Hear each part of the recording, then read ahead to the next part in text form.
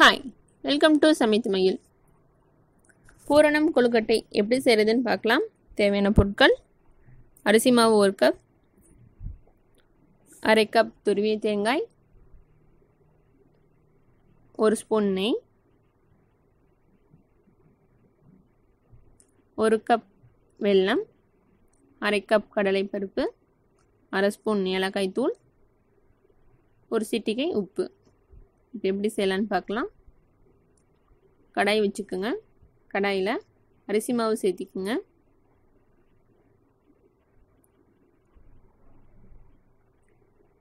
இது கடையில் வாங்கினா நார்மல் அரிசி மாவு, இடியாப்ப மாவும் கொழுக்கட்டை மாவும் எதுவும் இல்லை. இது நார்மல் அரிசி மாவு. அதனால் லைட்டாக இது ஹீட் பண்ணிக்கோங்க.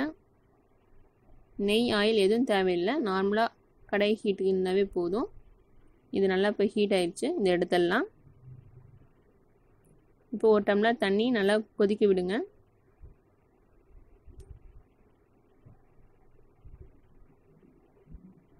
நல்லா ஹீட் ஆயிடுச்சு. நல்லா கொதி வருது. இந்த டைமில் இதை ஆஃப் பண்ணிடலாம். நம்ம ஹீட் பண்ணி வச்சுருக்க அந்த அரிசி மாவோட இதை கொதிக்க வச்சு தண்ணியை கொஞ்சம் கொஞ்சமாக சேர்த்திக்கலாம்.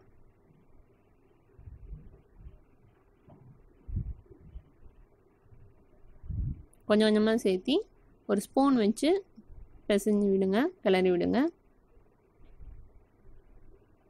மாவு ரொம்ப ஹீட்டாக இருக்கும், கை வச்சிடாதீங்க.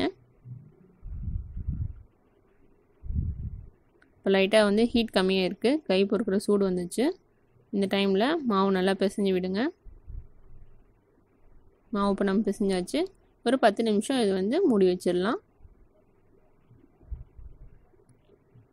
இப்போ நம்ம வந்து பூரணம் ரெடி பண்ணலாம். நான் ஒரு 3 டைம் வாஷ் பண்ணியிருக்கேன் கடலைப்பருப்பை. வாஷ் பண்ணிவிட்டு கடலைப்பருப்பு சேர்த்திக்குங்க. கடலைப்பருப்பு ஒரு 10 மினிட்ஸ் டு 15 மினிட்ஸ் வேகட்டும். 3/4 பதம் வெந்தால் போதும். இப்போ நல்லா தண்ணியெல்லாம் அப்சர்வ் பண்ணிடுச்சு.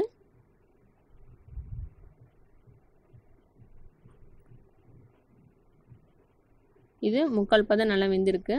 இப்போ இதை நம்ம ஆஃப் பண்ணி ஆற வச்சிடலாம். இப்போ நம்ம ஆறிடுச்சு. இப்போ நம்ம இதை மிக்ஸி ஜாரில் சேர்த்திக்கலாம்.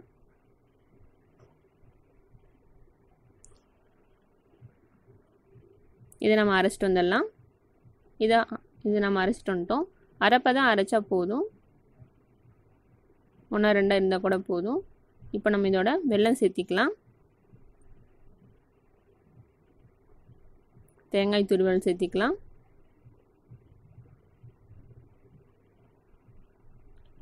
ஏலக்காய் தூள் சேர்த்திக்கலாம். முழு ஏலக்காயாக இருந்தாலும் 2 ஏலக்காய் போட்டுக்குங்க. இது எல்லாத்தையும் நம்ம அரைச்சிட்டு வந்துடலாம். நல்லா ஸ்மூத்தாக நல்லா வந்து அரைச்சிட்டு வந்துடுங்க. இப்போ நம்ம அரைச்சிட்டு வந்துட்டோம். நல்லா உங்களுக்கு பருப்பே தெரியாத அளவுக்கு நல்லா அரைச்சிட்டு வந்தாச்சு. உள்ள நம்ம வைக்கிறதுக்கான பூரணம் தயாராகிடுச்சு. இப்போ நம்ம ஒரு 10 நிமிஷம் ஆயிடுச்சு. நம்ம இது எப்படி இருக்குன்னு பார்க்கலாம்.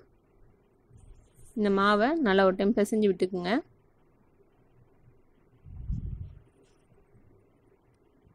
நல்லா ஸ்மூத்தாக இருக்குது. இப்போ நம்ம வந்து இதை நம்ம கொழுக்கட்டையை பிடிக்கலாம். நான் வந்து கொழுக்கட்டை அச்சு வச்சு நாங்கள் செய்ய போகிறோம். இதை அச்சில் வந்து நிறைய பேர்த்துக்கு செய்ய தெரியலன்னு சொல்கிறாங்க. அது எப்படி செய்கிறதுன்னு நான் சொல்கிறேன். இதில் நெய் அல்லது ஆயில் சேர்த்திக்கலாம். நான் வந்து நெய் தடவி வைக்கிறேன். 2 பக்கமும் நெய் தடவிக்குங்க. நெய் விட்டுக்குங்க. அதில் நல்லா வந்து அச்சில் எல்லா பக்கமும் நல்லா வந்து தடவி விடுங்க. ஒவ்வொரு முறை கொழுக்கட்டை செய்யும் போதும் ஒவ்வொரு முறையும் நெய் நல்லா தடவி விடுங்க.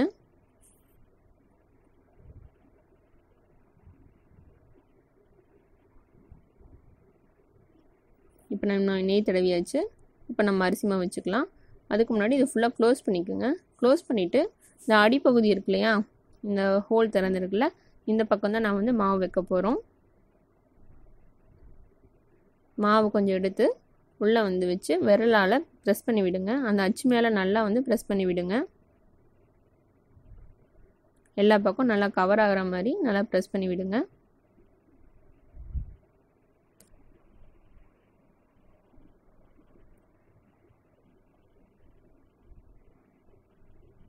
மீதி இருக்க எல்லா பக்கம் நல்லா ப்ரெஸ் பண்ணி விடுங்க. இது எல்லாத்தையும் நான் ப்ரெஸ் பண்ணி வச்சு எந்த ஒரு சின்ன கேப்போ எதுவும் இல்லாமல் நல்லா ப்ரெஸ் பண்ணியிருக்கு. மாவு உள்ளே வச்சாச்சு. இப்போ நம்ம வந்து பூரணம் வந்து உள்ளே வச்சுக்கலாம். பூரணமும் ஃபுல்லாக வந்து மேலே மூடி வர வரைக்கும் நல்லா வந்து ப்ரெஸ் பண்ணி விடுங்க.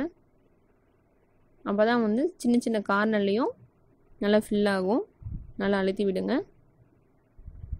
இப்போ பூரணம் வச்சாச்சு.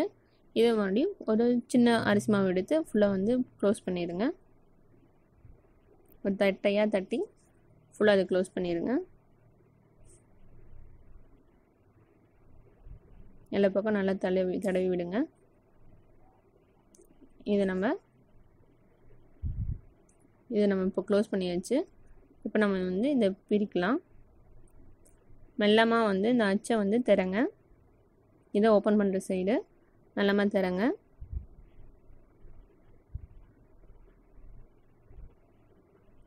ஒரு பக்கம் நல்லா ஒட்டாமல் வந்திருக்கு. மெல்லமாக எடுத்திங்கன்னா இந்த பக்கம் நல்லா ஒட்டாமல் வந்திருக்கு. அழகாக வந்திருக்குல்ல. அச்சு எந்த விரிசல் இல்லாமல் நல்லா அச்சு அழகாக விழுந்திருக்கு. அதுக்காக தான் நல்லா ப்ரெஸ் பண்ணி விடுறது. அழகாக வந்திருக்கு. மீதி இருக்க எல்லாத்தையும் நம்ம கொழுக்கட்டையை பிடிச்சிடலாம். ஒவ்வொரு முறை செய்யும் போதும் நெய் தடவியே செய்யுங்க. இப்போ நம்ம பிடிச்சாச்சு. இப்போ நம்ம இதை வேக வச்சிடலாம். நார்மல் இட்லி பாத்திரத்தில் இட்லி வேக வைக்கிற மாதிரி இது வேக வைங்க. ஒரு 10 நிமிஷம் வெந்தால் போதும். இப்போ 10 நிமிஷம் ஆயிடுச்சு. உங்களுக்கு நல்லா கலர் சேஞ்ச் ஆகிருக்கு பாருங்கள். இப்போ இது வெந்துருச்சு.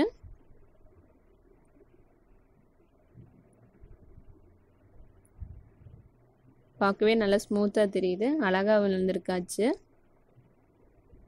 சுவையான கொழுக்கட்டை தயார். நன்றி.